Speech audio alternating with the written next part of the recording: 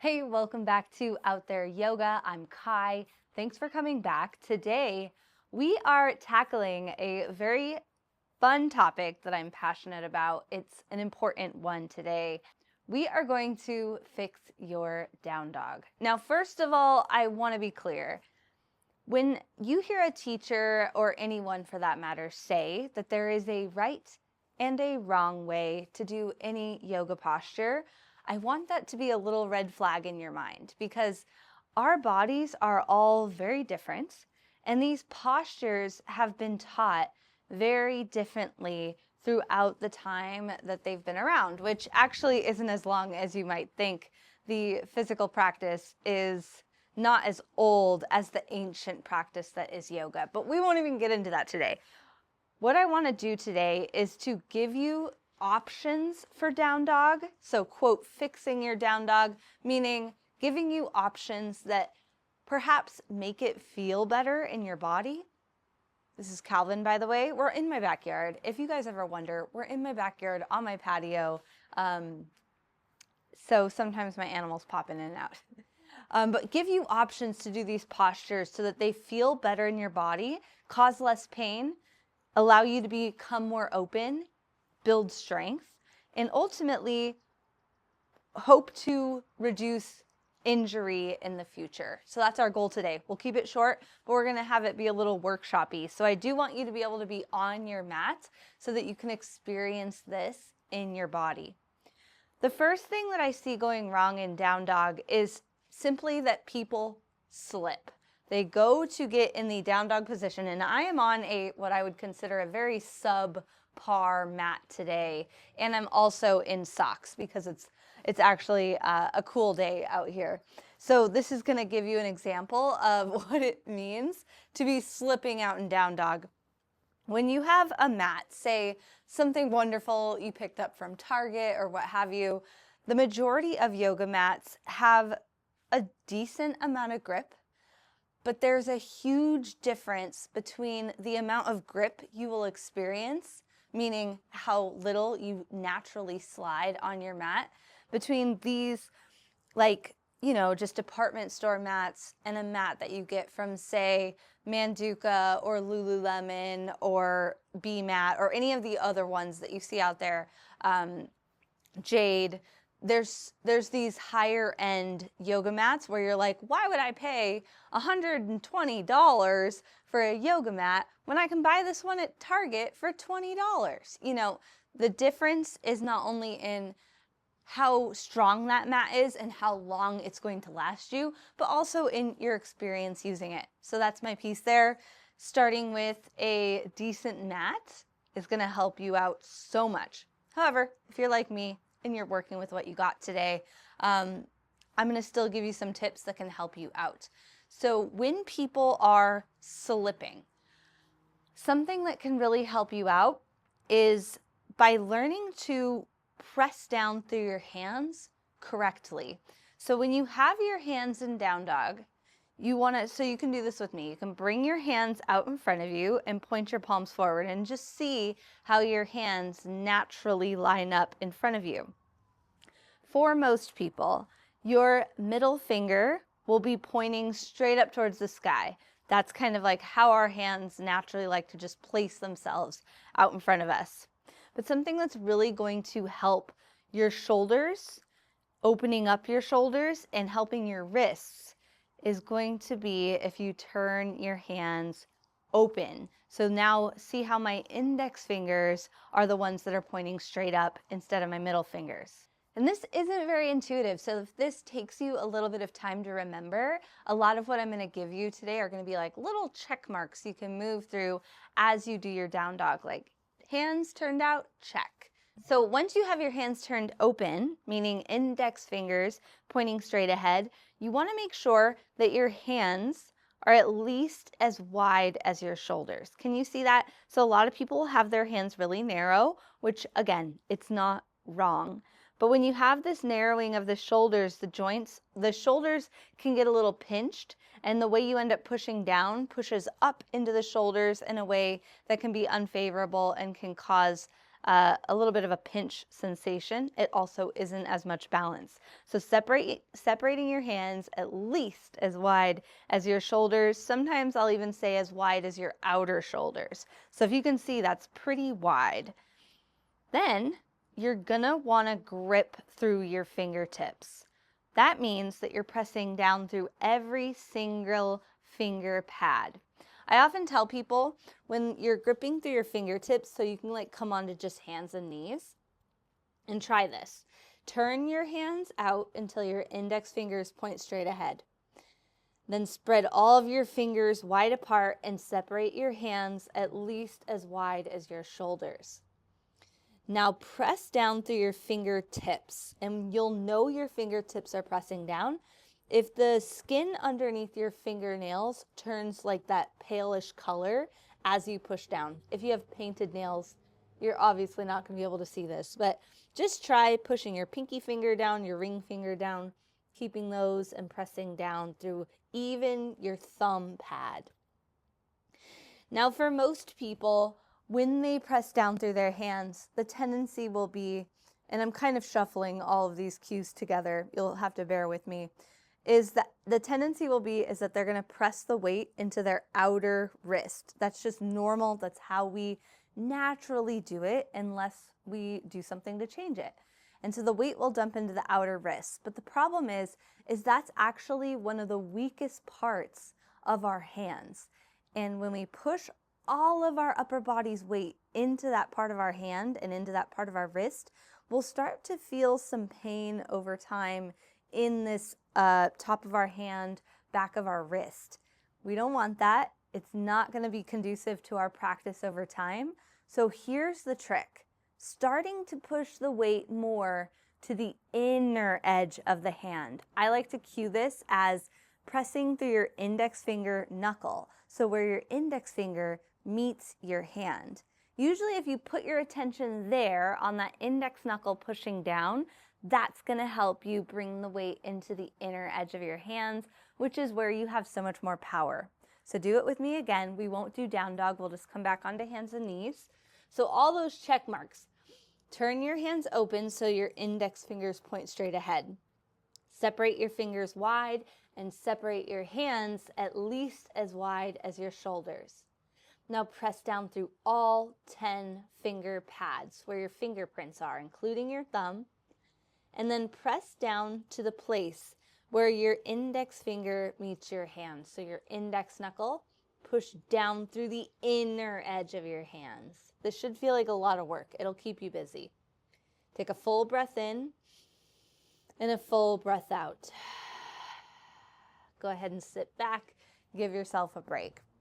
Now, if you're not used to doing this, you might feel your hands start to cramp up a bit. It might just feel like your brain's getting tied into knots. Don't worry. I promise you do this enough and it becomes totally second nature. And it's going to make a huge difference in how you feel when you take down dog, which is obviously one of the most common positions we take. So when you press down through your finger pads, you give that what we'll often say grip through your fingertips. That's going to be what helps you to stop sliding away. Now, if you're practicing in socks and you're on a lower quality mat, I would recommend taking the socks off. It's going to help so much. Like I said, I'm in socks today because it's chilly out. But just try that as you come into down dog, as we practice this, and as you move through your practice, seeing if you can really grip with your fingertips to keep you from sliding away. So that covers most of what I see going quote unquote wrong in down dog, but there's a few other things that I do want to talk about. So one of the things I see very, very commonly when I teach down dog is that people's stance, meaning the distance between their hands and their feet, is just too small. So I'll often see down dogs that look something like this. And actually, it's usually a little more like this, but you know what I mean. Can you see how little distance there is between my hands and my feet? The way you can find a proper down dog distance for almost anybody's body is to first come into plank pose. So we're not going to hold plank for a huge amount of time. It's just to get us in position. So if you come onto hands and knees, walk your knees and your feet back quite a few inches, and then tuck your toes to lift your knees up and come into plank. And a proper plank is your shoulders right over the creases of your wrists so that your arms are straight up and down, and your hips are in line with your shoulders so they're not super high. So sometimes it helps if you're actually near a mirror and you can test this a couple times. Now, separating your feet about as wide as your hips, don't move a thing. Just push straight back into down dog and see how that feels. Chances are it feels a lot wider than you're used to, and if you are somebody who has the tendency to slip, you're gonna have to grip extra, because the more distance you get between your hands and your feet, the more tendency there is to slip, unfortunately. But you don't have to go straight from your current down dog stance to that new stance. You can build up to it over time and just get used to it little by little. Let's see. So the stance is a whole topic. Like I said, you're gonna get used to that stance. But here is something else that I see that is oftentimes because people are taking too short of a stance, and it's that their hips and their low back are rounding. So the pelvis is kind of tucking under here, the buttocks is scooping towards the ground, and there's this round shape in my spine. Now again, this isn't necessarily wrong, it's just that there's the possibility to get a lot more length here. So what I want you to do when you're in your down dog is lift your heels way up away from the ground. That'll give you some space. And then bend your knees a ton at first. So it's going to feel like you're maybe like a frog or something. Bend your knees, lift your heels. Now think low back curving in, like you're tipping your tailbone up towards the sky as you push your hands down and forward and go for a really long spine. Can you see that? From here to here. And over time, you can start to straighten your legs and reach your heels down. But that is kind of extra credit in the stretch. We're really going for the proper shape. And then over time, you can get that hamstring and Achilles stretch totally. But I want you to try that with your heels high and your knees bent to get that little bit of a curve to your low back so that it's not rounding. It'll feel so much better over time, and you're gonna get so much more length to your spine. One last thing about the actual positioning of the pose that I want to give you is that people sometimes don't know what to do with their head and their neck in this position, and sometimes it's because it feels uncomfortable, it's a little scary to be upside down, and also blood pressure can be a thing. So when you're in down dog, I'll see a lot of people kind of cranking their neck forward, and that can cause like a little pinch back here in the back of your neck because they're trying to look forward, keeping their head somewhat up, either for, like I said, blood pressure or balance and security. But over time, if you can just kind of lengthen and relax your neck and at least just look down between your hands, or maybe down to the ground, kind of like right under where your belly button would land, that can feel a lot better. Eventually, maybe looking past your feet. If you are someone who gets that blood pressure situation where you get lightheaded in down dog, please take down dog in as little bits and little fragments as you need to not have that sensation happen for you in practice. I never want a student to be pushing through that like blackout point and they're getting dizzy. Coming out and going back in is always and forever totally appropriate. You do not need to suffer through a pose just to appease any teacher or to feel like you're doing something right.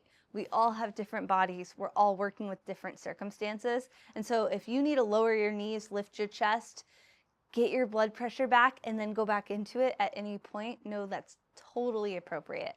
Now I know I've given you a lot. I'm gonna give you one more thing because I just thought about it. This is kind of extra. This is like, okay, now I've implemented all of these cues and I'm ready for that last little bit here. Over time, as people start to do this, excuse me, Calvin, excuse me. As they start to get this good length, like we were talking about, they're pushing their hands down there, they're getting their hips up and back. What can start to happen is their shoulders will start to really collapse towards the ground. Can you see that? They're pushing and their shoulders are getting closer to the ground. And over time, what this will do is it can cause discomfort in the shoulders, and it ultimately just isn't engaging the shoulders so that they're strong. So as you push, get length, curving the low back, you want to act like maybe there's like a little fire.